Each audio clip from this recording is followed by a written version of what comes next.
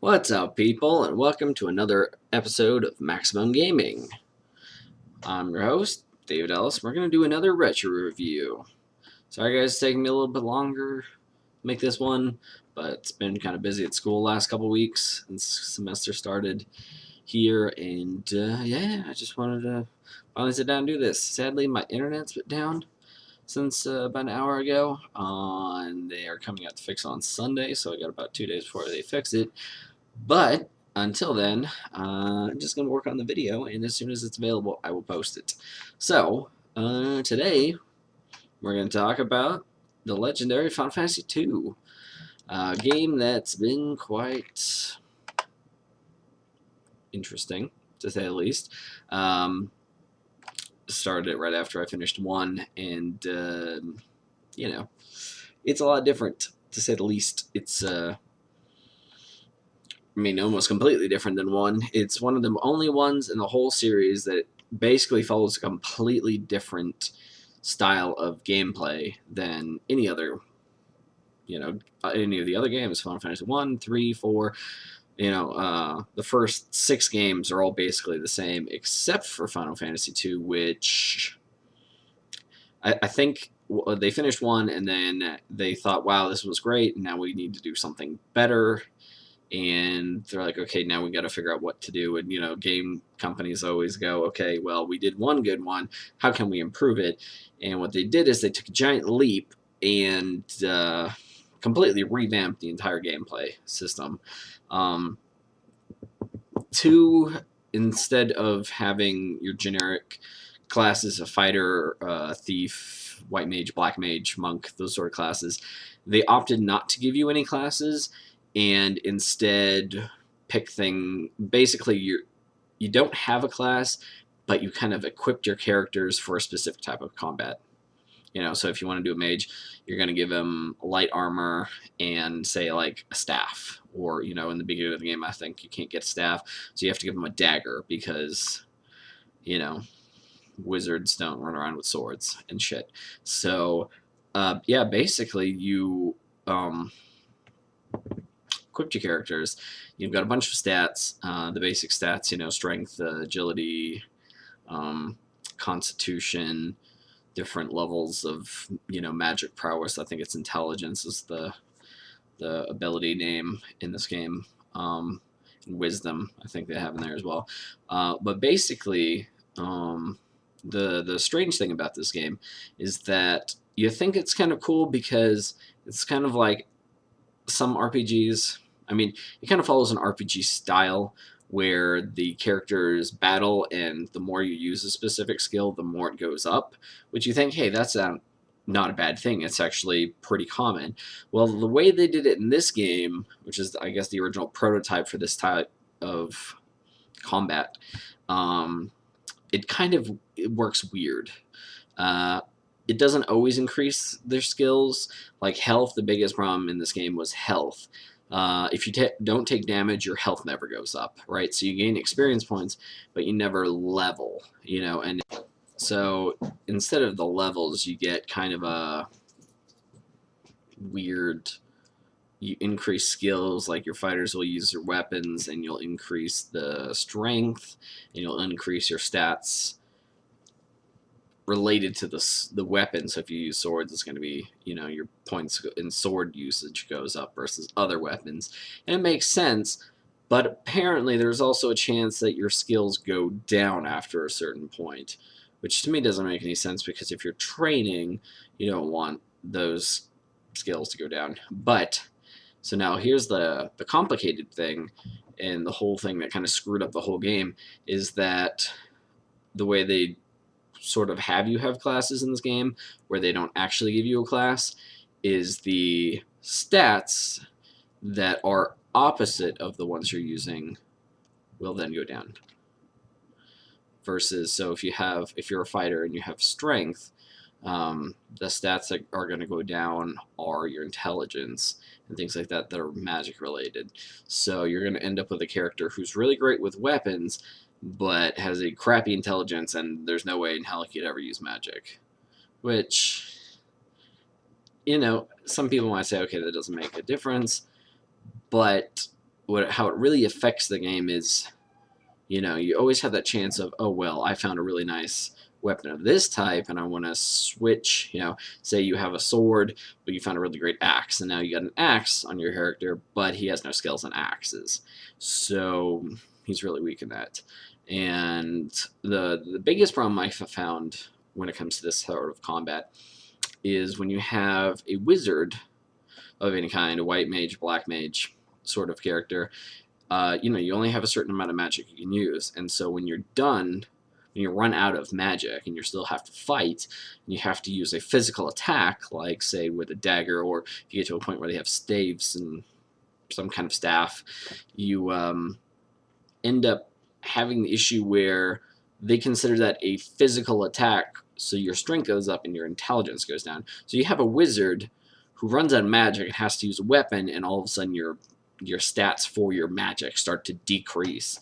And it's not fair, you know. You go, well, you can only have so much magic before you have to rest. So what's the big deal about me using a staff to smack the enemy a couple times if I run out of magic? You know, why is that all of a sudden going to be detriment to my magic usage? So that for me is really a big issue with the game. Also, the combat difficulty is really whack in this game. In the beginning of the game, it's easy. It's a cakewalk, right? You blast through enemies. I mean, you start off, you fight things, and you don't even take any damage. These guys can't even hit you most of the time, you know? You get into combat, and it's just, you have like goblins, and they're just like miss, miss, miss, miss, miss, miss, and you're like, wow, this is easy. And if they actually hit you, whoop, boom, it bounces off your shield, and no damage. And then you get halfway through the game, and all of a sudden you come across like Hellgigguses and stuff, and it's like 500 points of damage. Boom, you're dead, you know? And the whole problem with, you know, like I said earlier, the health increases how much damage you take. So if you're not taking any damage the first half of the game because nobody can hit you, you're still only going to have like 50 HP when you get to these monsters that deal 500 points of damage. That's 10 times as much health as you have, and there's nothing you can do about it. Also, magic is pretty kind of screwy in this game. They, instead of the magic points, they kind of do like a mana thing, but your magic has levels. And it, you know, it's terrible. You have like a level 1. So if you have, say, fire, for instance, you take fire, you have a level 1 fire, you throw fire, and you don't only deal so much damage, and after you use it a certain number of times, I think it's 50 or 100, it goes up to fire 2. And that's not so bad with the attacks when you have things like haste and shield and defensive magics. It can be a real bummer, and things like slow, especially slow, stop, and those sort of things, because especially magic that you use against an enemy, like slow, and you're trying to slow them down or stop them or something, or any sort of effect, you know, to their stats. It's going to be an issue because you will cast it and you will miss every single time at a level 1 spell. It's almost guaranteed you have like a 99% chance of missing, almost. That's what it seems like. Like, I would go through the game and I would just sit there and cast and cast and cast. It's like slow, slow, slow. Nothing happens, you know, and so you just got to spam it until it levels up a couple times, and then, okay, well, now it's effective 50% of the time or something like that, you know, and it's, you know, it takes a long time before your abilities are actually worth it, you know? You're like, well, why do I want to spend so much money on this spell, equip it, and then use it 200 times before it's even effective once, you know? That seems like a waste of magic, and of course it's the same like in the first one where each magic is slotted in a special, you know, category, and you can only have so many spells, you know? Once you fill up your list of spells, you're done, you know? And it's a real issue, you know. And so you have combat. That's another thing. So I mean, that's general the issues. The other thing is you have 4 characters, which is the same as the first game, but the 4th character is constantly being switched out.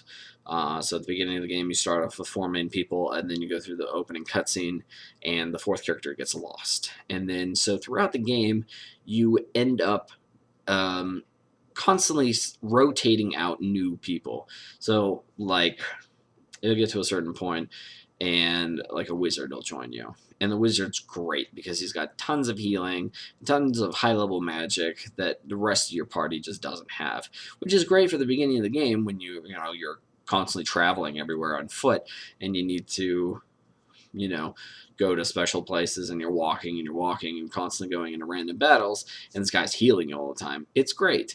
But what happens is you do a main mission, you go advance through the story at a certain point, he leaves the party, somebody else comes in.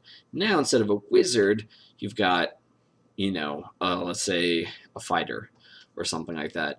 And that's the biggest issue I have with the combat, with the whole strength goes up, intelligence goes down, and vice versa, is you have three people that not necessarily always end up being their roles. They constantly change roles.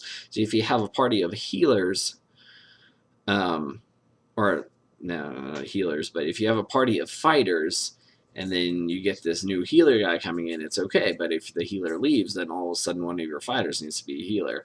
Well, now your intelligence is way low, you have no magic, and it's like, well, damn, now I gotta equip a bunch of magic and then just toss magic constantly and try and hope that the intelligence goes up, while at the same time all those points you put into strength starts to decrease, So that's a big problem, and and the problem is the fourth character is constantly rotating out. It's always somebody new and not always the right type of class that fits in with your party.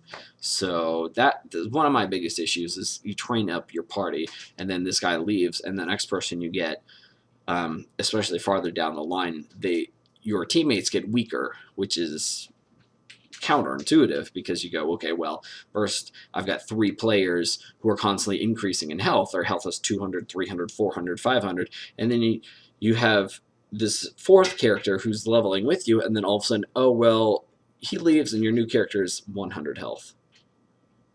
And then you have to train this person up, and the rest of your party's going up, and it's like 600, 700, 800, 900,000, and this guy's like 100, 200. This guy leaves, you get a new guy, 50. You're like, this guy's at 50 HP. My character's at 1,000 HP. Now you're screwed, because you're going through these massive dungeons with giant monsters and dragons and shit, and they're just wailing on your people. And you have this new person that's constantly coming in. And, oh, I have no skills. I have 50 HP. I'm worthless, So that really screwed up the game. The pros, though, I know it kind of made it seem like this game sucks, which, combat-wise, I think in general it sucks, and most people agree. The good news about this game is that there's, for the first time in the Final Fantasy saga, a story. The characters actually have names instead of wizard, fighter, they start off with names. So you've got the main red-headed guy. I don't know, they're pixelated, really small pixels, so it's kind of with the pictures. But you've got like the main guy, which most people say to make him your fighter. His name is Furion. You've got a chick, the only chick in the party. Her name's Maria. You've got Gus, who's also, I think in the Japanese version, is named Guy, so it depends on which version you get. He's the guy that I make the big tank. I give him the biggest beefy armor, and usually have him either wield an axe, which is the most damage-dealing type of weapon in this game for some reason, axe instead of sword, but whatever, or a mace. There's some really good maces in this game that target specific type of enemies, like the were creatures type of mace, and like a werewolf or werebear or something like that. You get to do extra damage to them. I think there's also like a dragon slayer axe. There's a Hilgigus axe that definitely, when you get a couple of them, you get like 3 or 4 of them. So definitely equip them to Gus, and maybe even to Furion and your fourth character when it ends up being a fighter type character, because that really helps slay those bastards when you get stuck in that type of situation. And then the last character, you start off with you don't even get to use them except for basically the end of the game. is named Leon. Leon is Maria's brother, and during the opening cutscene, if you play it, you'll see he gets separated from the group as the group gets knocked out, and he's not anywhere to be found. So anyway, the story goes, I don't want to spoil anything, but basically you're in a continent where there's two rival factions of kingdoms, and through power of magic and technology, one of the kingdoms rises up and overpowers the other kingdom, and eventually, at the beginning of the game, they have pushed back and just annihilated a bunch of villages and stuff, and are basically on the doorstep of the other kingdom's big main castle. And so these four characters that you play as are escaping the village that their parents just got slaughtered, and they managed to escape. And yeah, so basically, as the story goes, just the Emperor has got all this power now and is pushing back and made a giant airship and is trying to destroy the other kingdom. I'm not going to spoil it any more than that, but it's quite a good story. I think it's a great story. So outside of that, main series, a lot of main series staples from Final Fantasy are now present in this game. Chocobo finally show up for the first time. Sid shows up with his airship. You got an airship in the first game, but it was just given to you. In this game, you actually come across Sid really early on in the game, and he has an airship, and you get to use it for travel, and eventually he gives you this airship. I'm not gonna say anything else outside of that, but yeah, some main things in the game. Another cool thing that I didn't hear mentioned anywhere else, but having played it, I know this is also the first introduction of Dragoons. So Dragoons are dragon riders, or Drake. They ride drakes. And in the story, at some point, right when it actually gets difficult, when you go from easy to super hard all of a sudden, you land on this island called Deist. And you go to Deist Castle, and there's a Deist Cavern. And Deist Cavern is where all the hard monsters start to show up. But the main premise of that mission, that little side quest basically, is that the Emperor had wiped out all of the Dragoons that was on the good side. And they went to war, and they slaughtered them all. And a widow from one of the last Dragoons is in the castle with her son and the last Drake. And everybody else has been wiped out, and the Drake is dying, but has an egg. And the little side quest that you got to do there is to take the egg and go into Deist Cavern to a giant pool of acid and drop the egg inside, and apparently that's where Drakes hatch from. A little weird. It's a giant pool of acid, but so yeah, that's the last side quest, and well, not last, but it's the side quest. That's the last bit of that quest, and then towards the end of the game, the egg hatches, and you get to ride the Drake for like 5 seconds in order to get to the top of their floating Empire Castle thing. But it introduces Dragoons, and as you'll see in Final Fantasy III, Dragoons actually become a playable class. So there's another little fun tidbit of bonuses and additions. So that basically covers most of the game. The story is really great. They have this weird, I don't even know what you call it, like trying to improve the story. The characters, when they talk, the NPCs, they have little red words that pop up, and you get to learn the words and memorize them. And then you go and you ask those about those topics to other NPCs. That's how you advance the story a lot of times. It's kind of a neat, interesting thing, that being that the game came out in like 1988 was quite an advanced little piece of tidbit technology. Kind of cool, but you know, let's see if I got anything else on here. That is it. Yeah, so that's it for Final Fantasy II. I don't even know if I recommend playing the game. have to say. It was extremely difficult, and especially halfway through and on, it drags out. You have to grind halfway through. Like, I think it took me 3 or 4 hours to get from the beginning of the game to the midpoint where it goes from cakewalk to impossible. And I think once I got there, I had to grind for 2 or 3 hours just so that I could make it into Deast Cavern and fight the damn Hillgigases and make it through and complete that fucking quest of dropping the egg in the acid. So if you don't mind grinding and you don't mind this really strange combat, you kind of get used to it towards the end.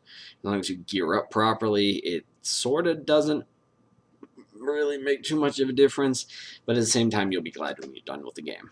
It's just impossible. So yeah, so that's it for Final Fantasy II. I'm working on Final Fantasy III right now. Pretty close, I think about halfway through the game. So as soon as I finish that game, which I'm planning on doing, I'm going to play it a lot this weekend to try and get it done. I'll be able to make another episode. So until then, thanks for watching. See you next time.